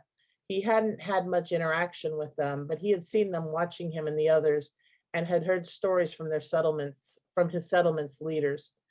They were lucky that the people hadn't shown any hostility towards them, not like some of the other settlements, such as Jamestown, named from the same king he himself had been named for. It was a woman, but not like any woman he had seen. She did not wear the homespun cloth of the settlement, but neither did she wear the leathers and fur of the people from the territory. She wore trousers of a fine cloth that shimmered in the sunbeams that snuck past the treetops. Strangest of all, she spoke English, something that seemed highly implausible since he had never seen her before. I'm hunting, he said, having no other explanation. You must return home, she said, in words that bore the authority of his own mother. It is not safe for you here. She was beautiful, and he realized she was probably about the same age as he was. Our stores are low, and our crops won't be ready to harvest for months. If I don't bring back game for dinner, my sister and the others will go hungry. That caused her to step closer. You do not know of my kind. It was not a question. The others know not to come into these woods, but you are different. She started sniffing the air and then reached out to touch his arm. You are new to this place. I do not recognize your scent. He shrugged. We landed just a month ago. We're all new. But why can't I come into the woods? These are our woods, our trees. The others know better than to come here. But you intrigue me. She touched his hair. Why is it this color? The others have hair dark as coal, but yours is pale, like dried grass. And this, I do not like the look of this. She touched the strap on his rifle and it fell to the ground. James squirmed at her touch. There was something not quite right about the situation, but he couldn't figure out what it could be. I'm James, he said awkwardly, figuring that an introduction was the proper thing to do here. No idea what the hell. It was like, it was kind of going in some magic direction, but I have no idea. I don't. Jackie, I really like that. Like I could sense a lot of time travel, person from the future, that kind of thing cropping up. And, or fantasy. It's really like a question of this person is out of this space or very deeply connected to this space. That was my question. But I'm sorry, John, I cut you off. Go That's ahead. cool. Yeah, and I said pretty much what I was going to say. I really liked it, and it had a kind of a time traveler, whatever vibe to it, and like it, especially in your description of the woman in the woods. You know, the silver pants or whatever it was. Yeah. So I got kind of a, not exactly a,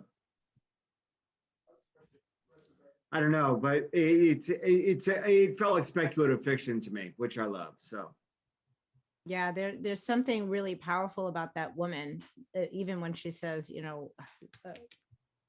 don't belong here, but it's not a question, however she stated that, and the fact that he automatically recognizes her as other, but he almost seems unable to speak his mind in her presence. So there is a big question of like, is there a power here? Is there something?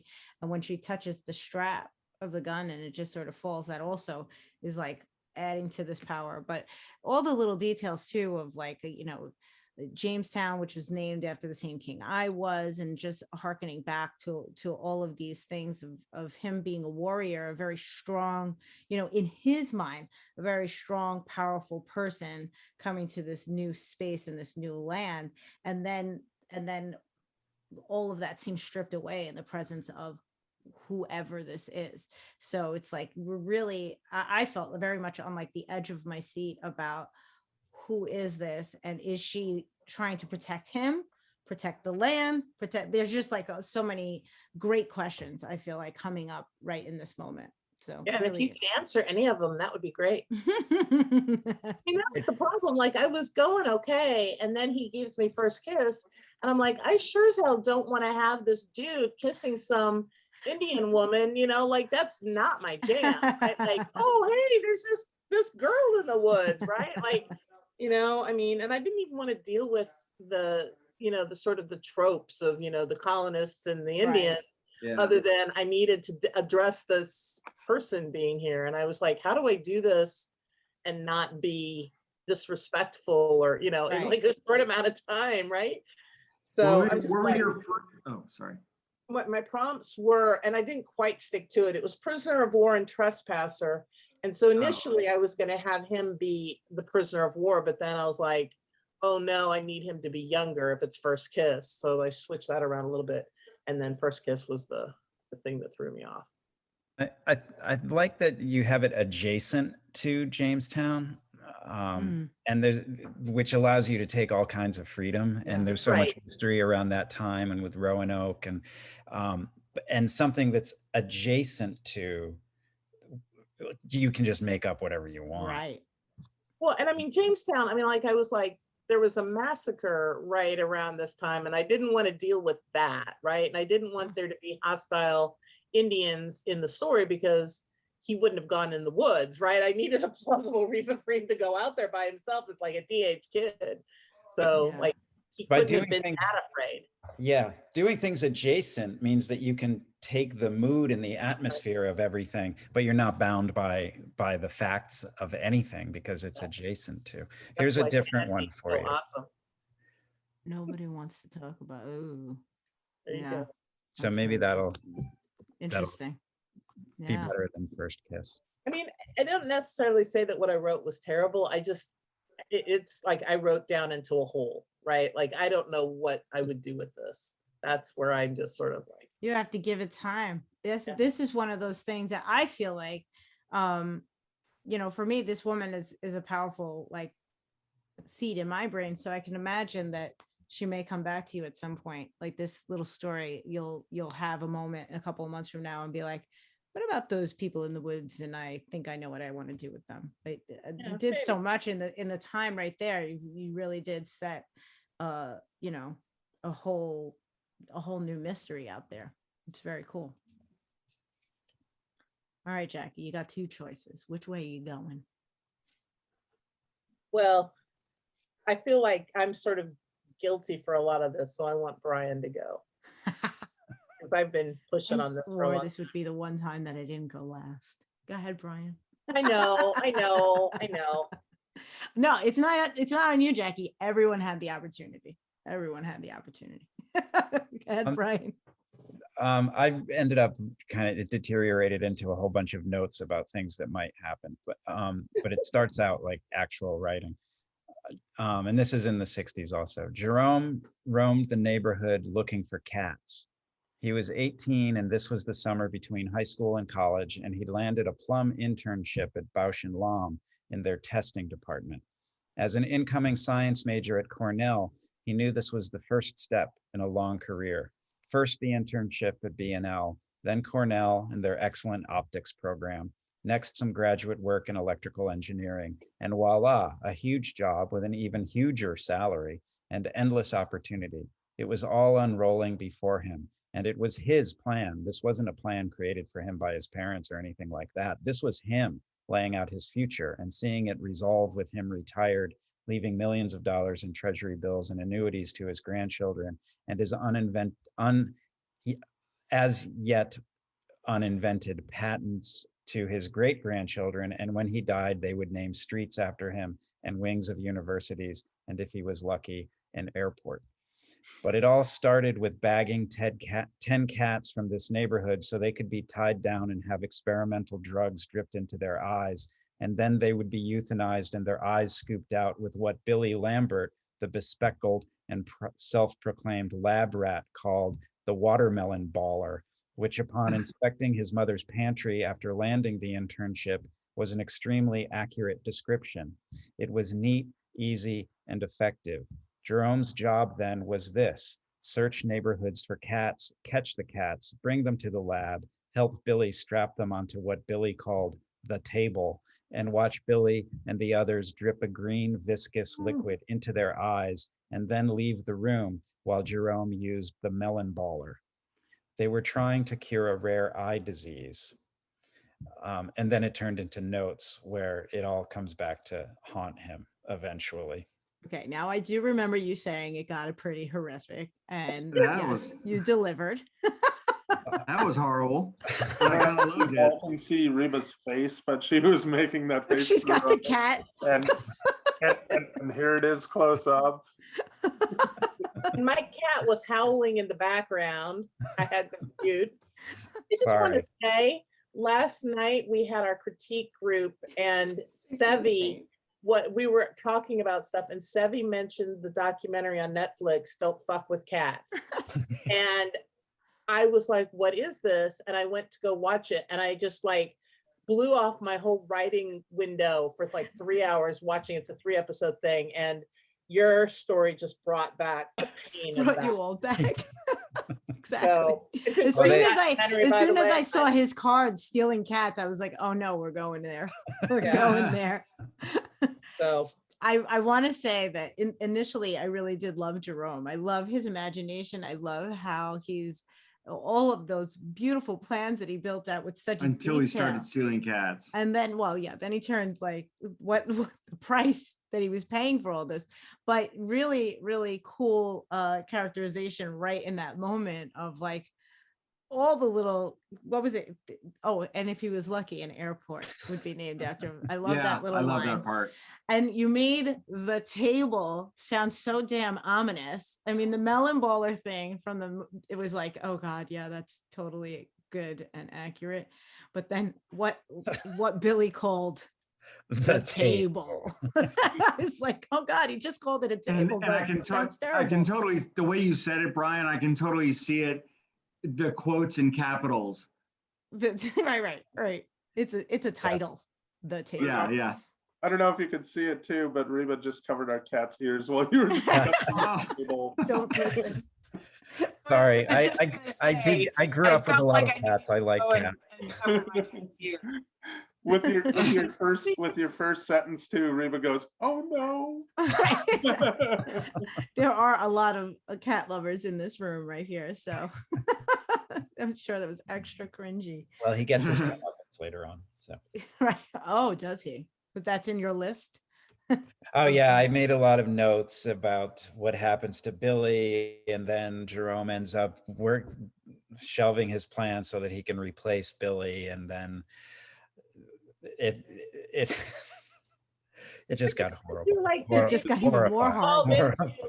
like human eye experimentation or something. Like I feel like it needs to have this twist or something. Oh, Like, here's go the all the way down into horror, right?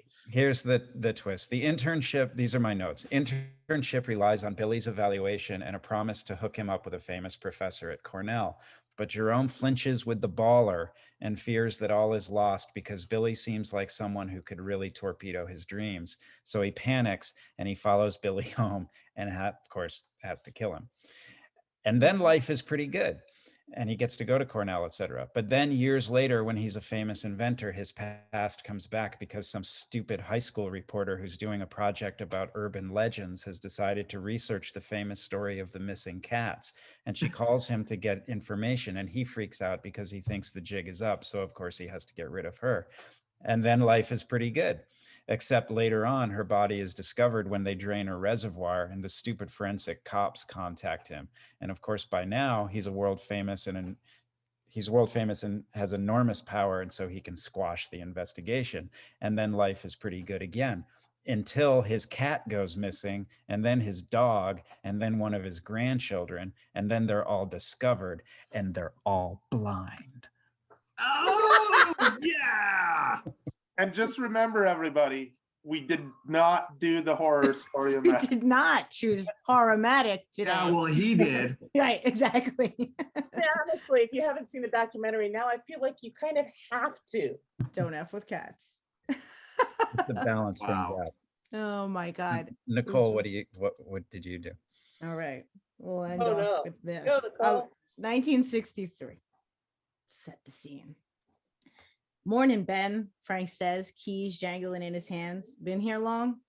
Just long enough to read the first page. I stood up, folding the Times and jamming it in my bag. Coach ain't coming in for at least an hour, Frank said. He told me not to let you on the field again before he gets here. No worries, Frank. Plenty I can do in the locker room, I told him, swinging my equipment over my shoulder while he unlocked the gate. I don't understand why you don't just get some more sleep and stop coming so early. It was the same chat every day, same lack of understanding. There wasn't anything I could say to this man to make him understand how this above and beyond type of work I was doing was the only thing that kept me on the field. Modern times be damned. A Black man still needed to work twice as hard for half as much just to fight for the American dream.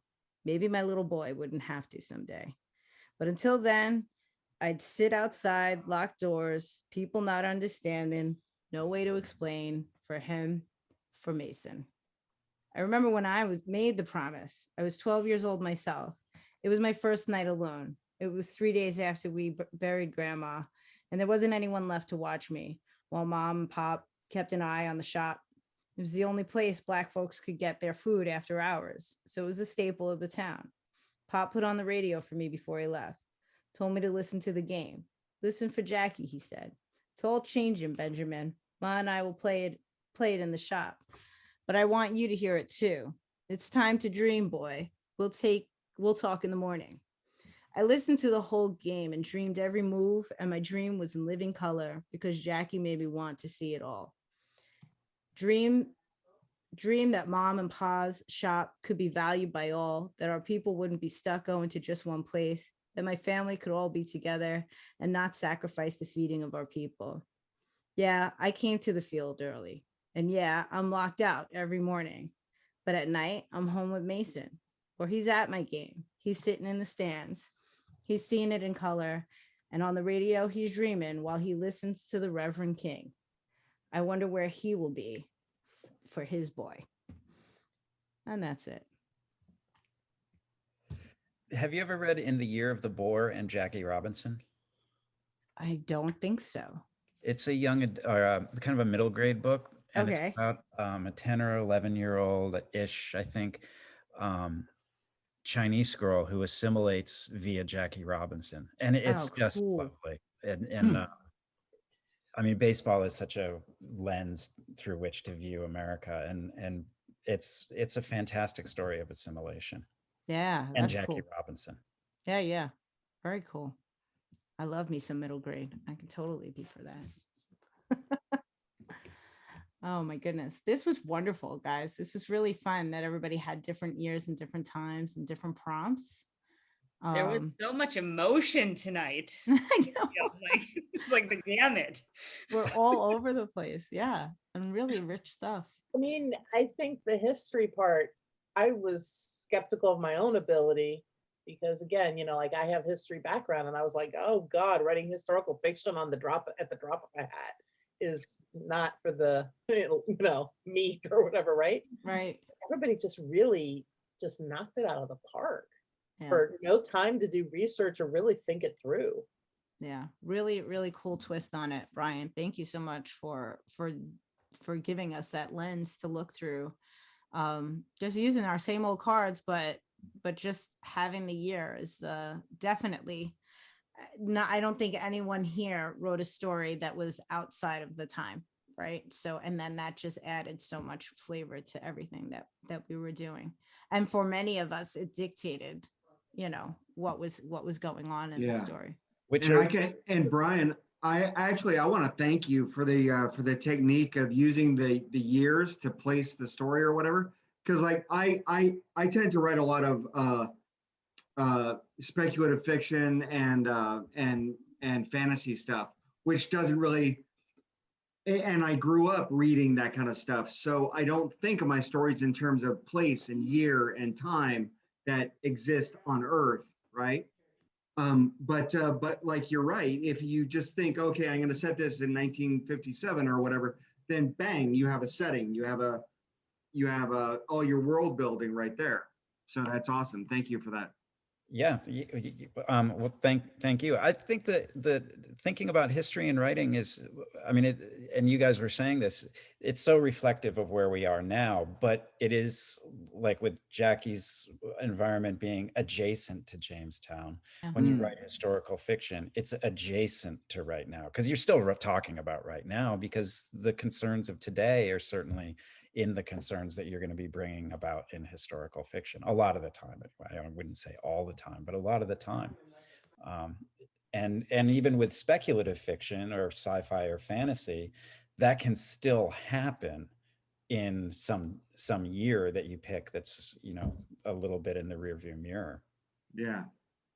Well, I hadn't really anticipated, having to deal with things. I mean, it was like fighting against what one would maybe write at that, if you were setting historical fiction and, given what I'd set up for myself, right? Like, I think it is very much informed. If I'd written this 10 or 15 years ago, I would have done something different. I wouldn't have been quite as aware of, some of the issues that I was setting up for myself and, trying to do something different with it, right?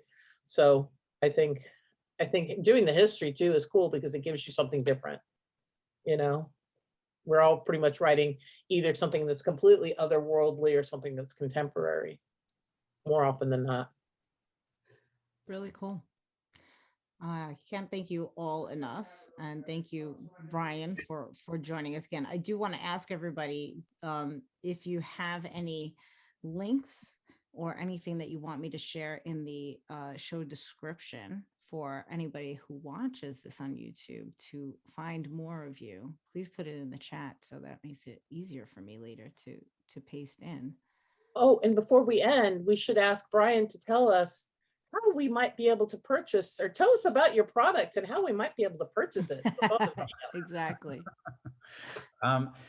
It's go to thestorymatic.com or Storymatic. You can put the there or not. It doesn't matter. And if you use the code Spring Story, all one word, it'll knock 15% off. What's the code again? Spring Story. I do that every season, you know, and come June, it'll be summer story. And then come fall, it'll be Just in autumn case you're story. catching this one late. So spring story. And there are four things. And then, oh, I don't know. I'm gonna make some shirts, I think. If you ever have a favorite, if you have a favorite card that you're like, you know what, I'd like to have a shirt of that card, let me know, because I have to figure out what's gonna go on Ooh. these things. Um, Oh, so, that's a good question. but that's not there yet. That's a few weeks away. Cool. Very cool. No. Are you making anything else? I mean, like, we're trying to twist your arm on doing a new deck, but are you working on any other new stuff? You know what? I am. I have a friend, Nicole. Did you prompt this question? I did No, not. Okay. I I'm just a did big not. fan. I have lots of stuff. here. I have an old friend who used to use the original Storymatic, like the first Storymatic, and that was in like this kind of a box. Oh, even pre. He would use that and take his daughter, who was about 4, maybe 5 years old, 3, 4, 5, something like that, and drive her to sleep for nap time. And then when she was asleep, he would draw cards and he would do microfiction. He had he had a little magazine called Matchbook Story, which were literally stories on matchbooks, and he distributed them around throughout California. And they cannot exceed 300 characters, including spaces. Oh, wow. And so he would rock his baby to sleep in the car, and then he would get out and he would go to the donut shop and he would write down some matchbook stories. And then a couple of years ago, he compiled them into a book called Strikes Twice. And he had like maybe 10 copies made at a copy shop, and he sent me one. And I love these stories. They're fantastic. You think that you would read them really quickly, like little candies, but he's compressed novels into these 3 characters. And when you slow down and you start to make the connections between each sentence and you fill in the transition that he's not really making for you, they just explode. They're incredible. So What's the information to get this again? well, it doesn't exist yet, but I'm going to publish it. And Oh, so that's the thing that I'm going to be editing that starting next month. And cool. I'm going to do it as an ebook rather than a physical book, because it's just so difficult and really expensive. And I've never made a book before. I mean, except for class anthologies. But then a little while ago, I just kind of, this light bulb went off and I was like, I should just do this as an ebook. And then Nicole's going to be part of this because she's going to be interviewing Kyle.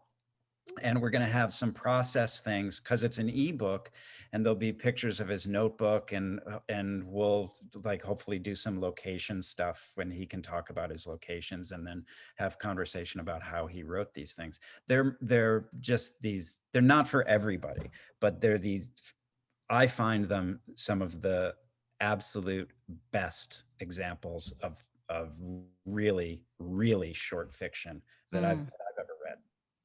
I mean, 300 characters. I can't even imagine. Amazing. Yeah. Who's the author of that going to be, or whatever? Kyle Peterson, and he works for the water department in LA. And that's what he does. He has no ego about this stuff at all. And he's just like, yeah, sure, whatever. Let's just do Great. a thing. You like them, that's cool. That's Fine. awesome. He'll be happy if one person reads it. He'll be happy if 1,000 people read it. So I'm really excited about that. And doing an ebook means that it's not like a year-long thing. It Right. means that it'll happen when I finish, doing whatever else I'm doing and put my nose to the grindstone and just make the thing. Cool. So that's the next thing. So But that exciting. also leads, one other thing is that leads to, if hopefully then it'll create an area where if people feel good about work that they've done with Storymatic, that then I can start publishing that, and then, build that community of people sharing their work, and maybe everybody can, make a little bit of pizza money along the way as people download them. Cool. Oh, love that. So a storymatic anthology, basically. Something. Yeah. Storymatic something. Right. That's cool. Yeah. That Love would be it. really cool. Good stuff. That sounds so much like writing in community.